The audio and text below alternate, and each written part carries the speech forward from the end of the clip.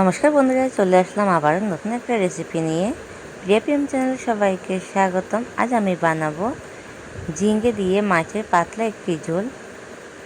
এই রেসিপিটি বন্ধুরা গরমের দিনে কিন্তু খেতে দুর্দান্ত লাগে। আর এখন প্রচণ্ড গরমের সময়, আর গরমে এরকম পাতলা একটা মাছের ঝোল হলে তো আর কোনো কথাই নেই। সকল বন্ধুকে অনুরোধ করবে একটা লাইক দিয়ে ভিডিওটা দেখা শুরু করবে। কে কোথা থেকে দেখছে আমার ভিডিওটি অবশ্যই কমেন্টে বলবে। তোমাদের সুন্দর সুন্দর কমেন্টগুলো পড়তে আমাদের খুবই ভালো লাগে। আমার ভিডিও যদি তোমাদের কাছে খুবই ভালো লেগে থাকে, প্লিজ বন্ধুরা একটা হাইপ করে দেবে। আর দেখো, রেসিপিটি তৈরি করার জন্য আমি এখানে একটা কড়াই বসিয়ে দিয়েছি। কড়াইতে পরিমাণ মতো সাদা তেল দিয়েছি। আজকে আমি রান্নাটা সাদা তেলেই করছি, তোমরা চাইলে এখানে সর্ষের তেলটাও কিন্তু দিতে পারো।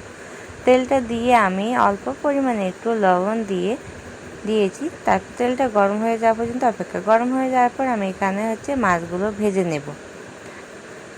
মাছগুলো একটু ছোট সাইজের, আমাদের পুকুরেরই মাছ। আর দেখো, মাছটা আমি সবগুলো মাছ কিন্তু এখন আমি ভেজে নেব। দেখতে পাচ্ছি একটা পিঠ খুবই সুন্দরভাবে হয়ে গেছে। আমি অপর পিঠটাও কিন্তু মাছে দিয়ে দিচ্ছি এরকম করে একটা খুন্তির সাহায্যে দিয়ে। দেখো, সবগুলো মাছ ভেজে নেওয়া হয়ে গেছে। এখন আমি নামিয়ে নেব। সবগুলো মাছ আমি নামিয়ে নিচ্ছি। আর এখন আমি দেখো এই তেলের মধ্যে দিয়ে দিচ্ছি আলু। আমি এখানে বড় সাইজের একটা আলু দিয়েছি, তোমরা এখানে কম বেশি দিতে পারো। আলুটা দিয়ে আমি দিয়ে দিচ্ছি এখানে আধা চা চামচ লবণ দিয়েছি, আধা চা চামচ হলুদ গুঁড়ো দিয়ে আলুটাকে আমি ভেজে নেব।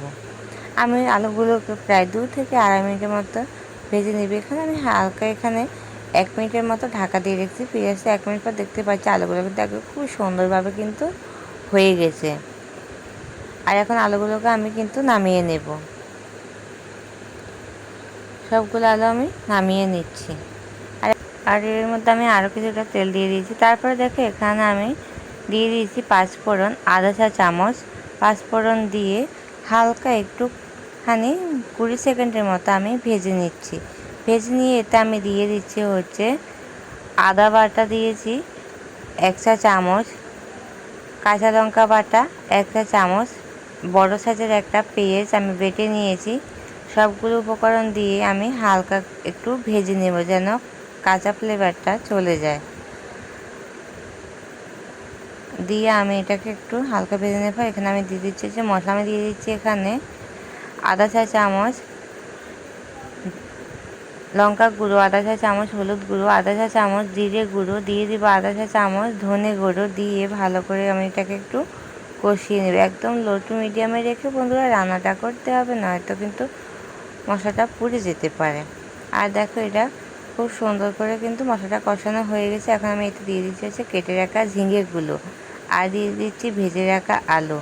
ঝিঙে আলু আমি দিয়ে এখন এটা আমি আবারও দিয়ে দিচ্ছি আধা চা চামচ লবণ। যেহেতু আমি আগেও লবণ ব্যবহার করেছি, তাই এখানে লবণের পরিমাণটা একটু কমিয়ে দিতে হবে। দিয়ে খুব ভালো করে আমি এটাকে আবারও 5 থেকে 6 মিনিটের মতো ভেজে নিচ্ছি। আমি এটাকে হালকা একটু ঢাকা দিয়ে রাখবো 4 মিনিটের মতো। 4 মিনিট পর ফিরে আসি। দেখতে পাচ্ছ খুব সুন্দরভাবে কিন্তু এটা আমার ভেজে নেওয়া হয়ে গেছে।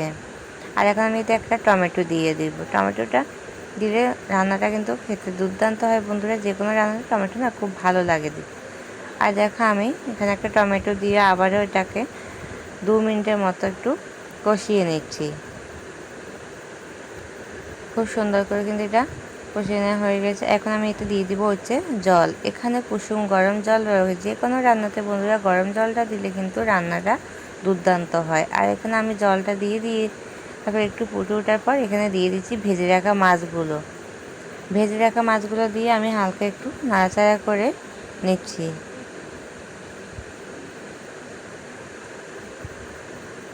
হালকা একটু নাড়াচাড়া করে আমি এটাকে ঢাকা দিয়ে রাখবো। আমি এটাকে ঢাকা দিয়ে রাখবো 4 মিনিটের মতো। ফিরে আসবো 4 মিনিট পর। দেখতে পাচ্ছ খুব সুন্দর করে কিন্তু এটা আমার হয়ে এসেছে বন্ধুরা।